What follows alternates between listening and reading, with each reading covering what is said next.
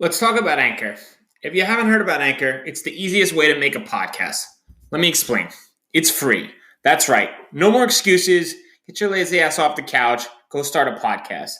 There's the creation tool that allows you to record and edit your podcast right from your phone or computer. Once again, no more excuses. Anchor will distribute your podcast for you so it can be heard on Spotify, Apple Podcasts, and many more. Couldn't be easier. Even better, you can make money from your podcast with no minimum listenership. That's right, they're paying us for this ad. Thank you very much, Anchor.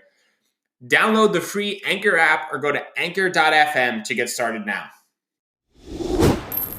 This is The Dime, a 10-minute dive into the cannabis and hemp industry through trends, insights, predictions, and tangents. So I'd say, by 2023, we should start seeing growing adoption in the space. So let's take it one step further. Kellan's year of 2024, when cannabis is federally legal. Is this considered mandatory? Is this regulated to the point where everyone has it instituted in their process? And if not, what percentage of the industry has adopted in-house QA/QC? I love this question. And it's really interesting, right? Because what does federal legalization look like? Is cannabis going to be regulated as medicine? Is it going to be regulated by the FDA? Because then, this shit is mandatory.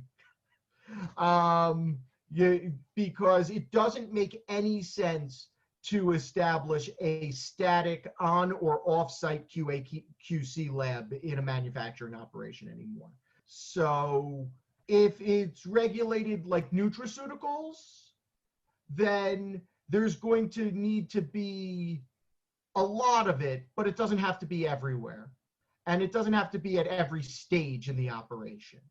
If it's going to be regulated like it is in some states and not others, maybe this isn't mandatory, and it's only the companies that are in tune enough with their business and their metrics that they see the efficiency gains and what that means for their overall quality and brand position.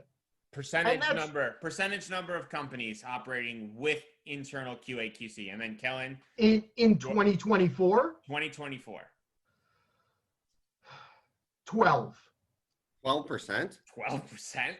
Yikes. You don't think it's not going to be taken up that robustly?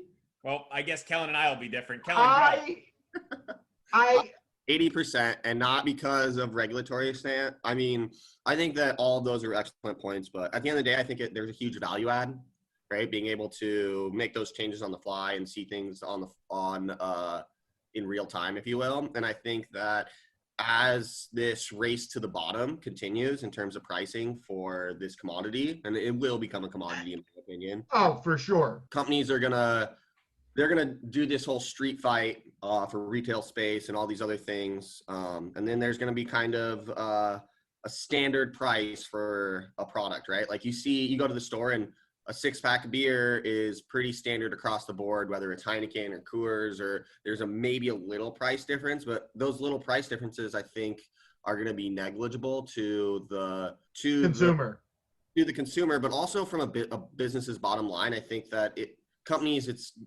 are going to implement this because they're going to be trying to pinch pennies and get that extra % profit margins all over the board. And this is something that provides that advantage over everyone else in the space to hit certain numbers and increase your margins, So absolutely. I agree with 80%. I agree with everything you've said. I guess my number came from a little bit more of a pragmatist standpoint, and convincing people to take on new technologies isn't always the easiest thing. And I also think between now and 2024, there will be a whole lot of new companies joining the fray.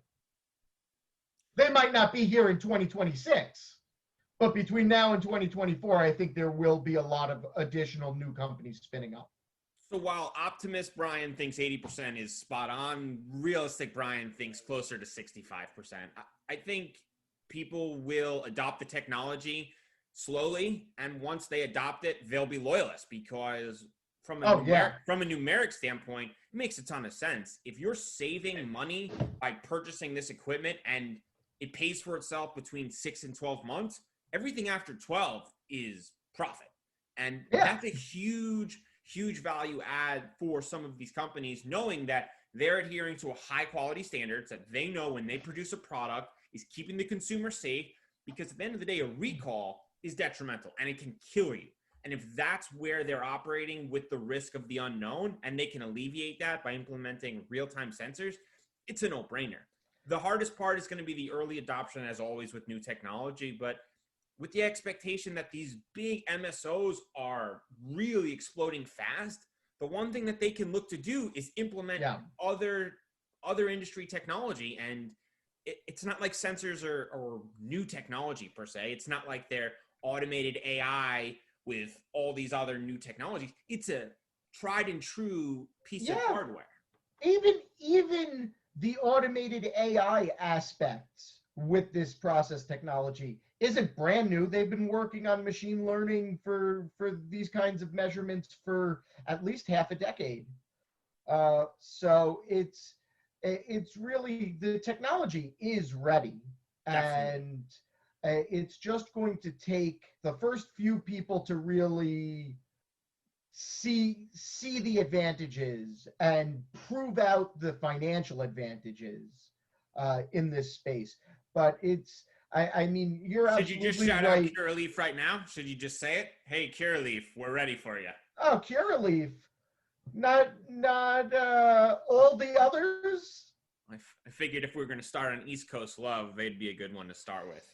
Yeah, maybe I should call out Acreage too.